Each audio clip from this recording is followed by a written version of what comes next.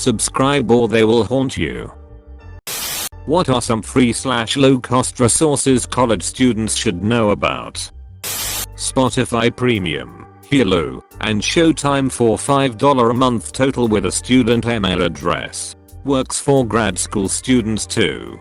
Not helpful with productivity, but very helpful for sanity. They won't verify my student status. Very frustrating.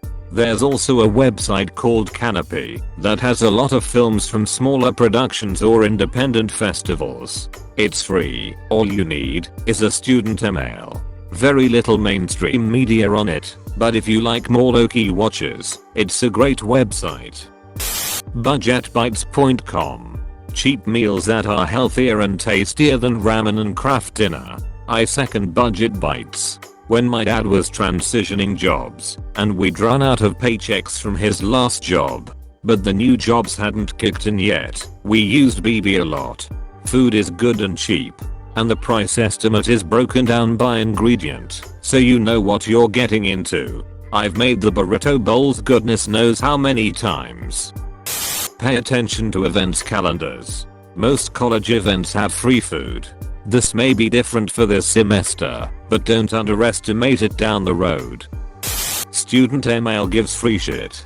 Lol, I popped in here just to mention AutoCAD and the Autodesk suite. It's over $100 a month, but free for students with a school email address. Paul's online math notes for calculus. It's filled with examples and decent, down-to-earth explanations that don't confuse the shit out of you.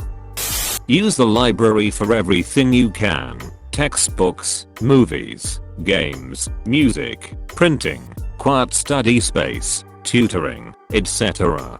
Librarians love to help, and you might be surprised what they can lend out to you. I borrowed a telescope last week. Edit. Stay gold.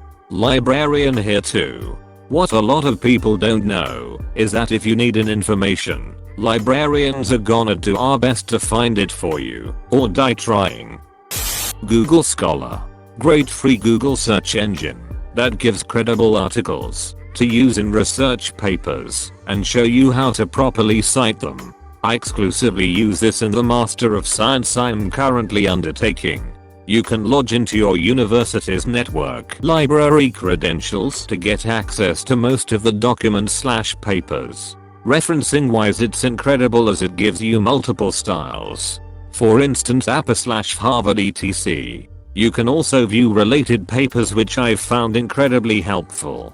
Sahab as well, especially for those papers usually locked behind paywalls that GS can't access.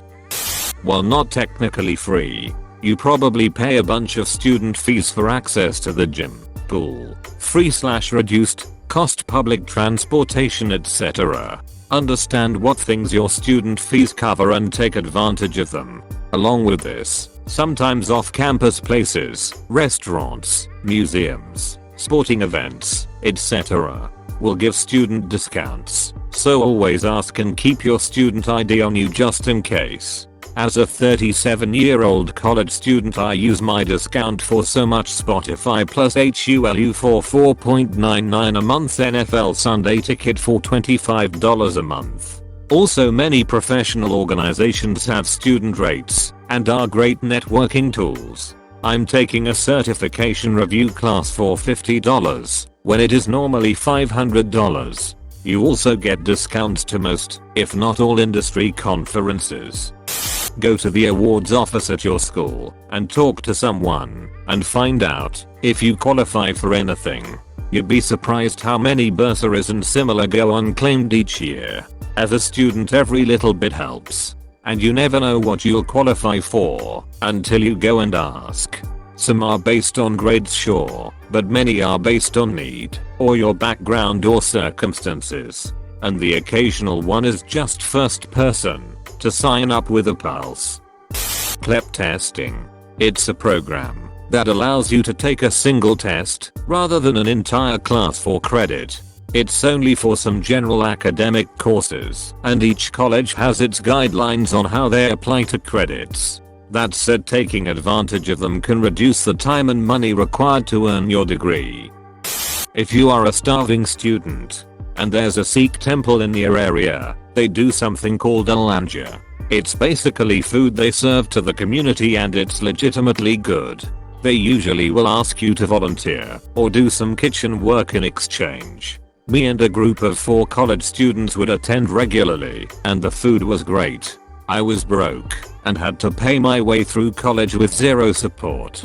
I had a friend that told me about the langar, but I was worried they would push the religion on me. Didn't happen at all.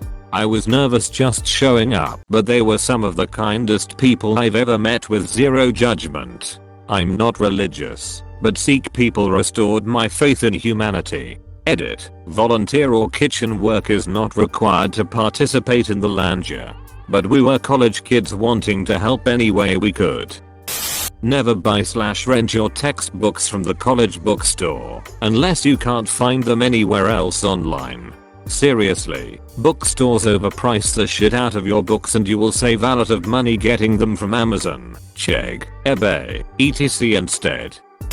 A lot of times your university will have stupid cheap software licenses for students/faculty. At my university we got Adobe Creative Cloud licenses for $10 a year and free Microsoft Office licenses. This was before Office 365, so it wasn't a subscription.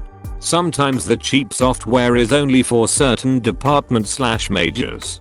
But at mine they had several deeply discounted software packages any student could buy. Check with your grocery store to see if they have a student discount day. 15% off can go a long way. Ask about your school's health insurance. Many colleges require you be covered. If not, they will provide their own insurance. I didn't have insurance until last year, and I was able to use my school's health insurance, which was added to my tuition cost, to pay for a hospital visit. For science STEM people, Khan Academy videos. They saved me several times. Edit. My first award being about Khan Academy videos speaks 100% to my personality. Love y'all. Please use your school's on-campus mental health professionals. They are easy to access, usually free, certified, and acutely aware of the stresses and issues with college life. This is really simplistic, but podcasts. If you are mulling over an essay question, a book, an exam topic, whatever, the best way to really take on a lot of the perspectives is often to listen to the author speak while you are doing your shop, walking to uni, whatever. Interviews often see their ideas get challenged, and they will often mention other thinkers who have influenced them in positive or negative ways. It's a great way to really get a grasp on a topic. Data suggests that the #1 reason students go to college is for better job prospects once they graduate. Because of this, remember that to a recruiter or our department, college is more than just your academics. It is about all of your experiences, class projects, personal projects, getting involved on campus through student orgs, student worker positions, volunteering, internships, etc.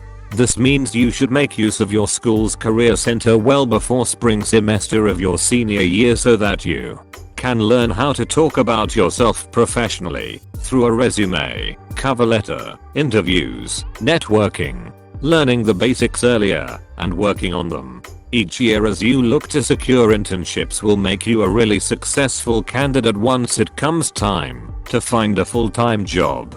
As some of the other comments have mentioned, your student fees pay for resources you have access to through the Career Center, so take advantage of them. Do you mean it in terms of knowledge gaining? If yes, you can find pretty quality lecture/courses on YouTube for a specific topic. If you want more structured and organized lessons, check Skillshare/Udemy. Indian guys on YouTube definitely saved my ass many times. The thicker the accent, the better the education.